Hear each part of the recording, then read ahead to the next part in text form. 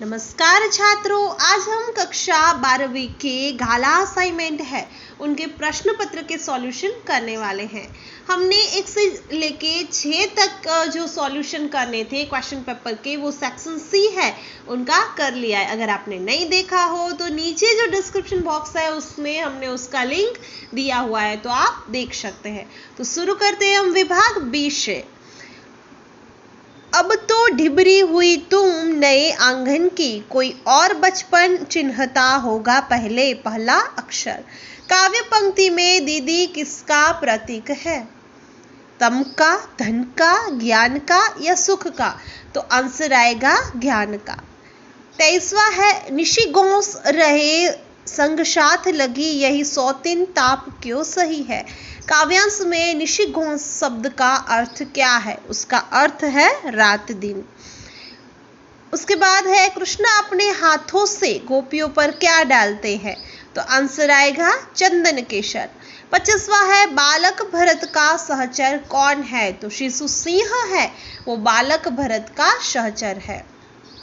उसके बाद है कवि ने किस वन का जिक्र किया है? तो आंसर आएगा कवि ने चीड़ वन का जिक्र किया है।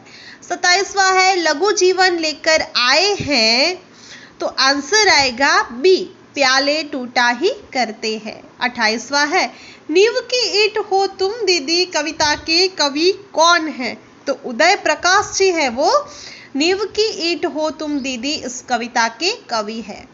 उसके बाद है कवि घर से निकलकर कहाँ जाता है? तो आंसर आएगा कवि घर से निकलकर दफ्तर जाता है। अब है कविता के साथ कवि का नाम लिखकर जोड़ा मिलाइए। कविता है भारत सिर रत्न भरत, तो कवि कौन है उनके कवि है जयशंकर प्रसाद।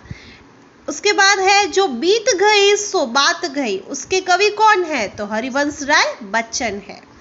अब है निम्नलिखित प्रश्नों के उत्तर एक एक वाक्य में लिखिए।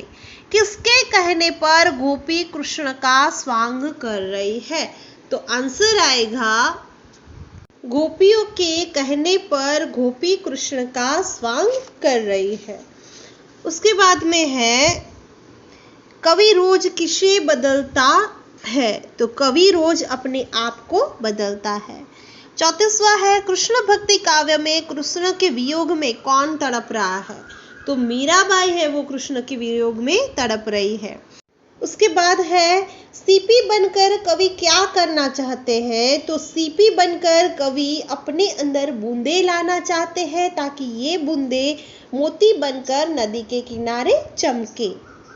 36वां है मुरझाई कली पर मधुबन की क्या प्रतिक्रिया होगी? तो मुरझाई कली कभी खिल नहीं सकती, मधुबन यह बात अच्छी तरह जानता है, इसलिए वह मुरझाई कली के लिए कभी विलाप नहीं करेगा। उसके बाद है गोपियां कृष्ण की बांसुरी को अपने होठों पर क्यों नहीं रखना चाहती? तो गोपियों का मानना है कि कृष्ण बांसुरी के वश में हो गए हैं और वे उनको नहीं चाहते हैं, इसलिए इस तरह वे कृष्ण की बांसुरी को अपनी सौतन के रूप में देखती है।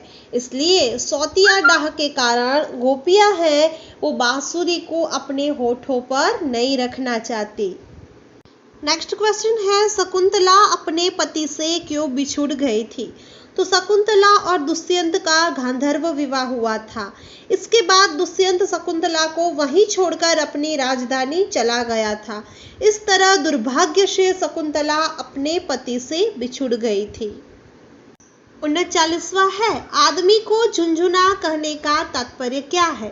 तो किसी व्यक्ति की राय को महत्व या उसे अपनी बात को कहने का मौका न देना, उस पर अपना निर्णय थोपना और उसका अपने ढंग से उपयोग करना आदमी को झुंझुना बना देता है। आदमी को झुंझुना कहने का यही तात्पर्य है। नेक्स्ट क्वेश्चन है दिन छिपने पर कवि किसका इंतजार करता है और क्यों? तो दिन छिपने पर कवि अपने जीवन में नयापन आने का इंतजार करता है, इसलिए कि कवि को अपना जीवन यांत्रिक लगने लगता है। उसके बाद है निम्नलिखित प्रश्नों में से केवल एक प्रश्न के उत्तर 7 या 8 वाक्य में लिखिए। बाढ़ की संभावनाएं गजल का केंद्रीय भाव अपने शब्दों में लिखिए।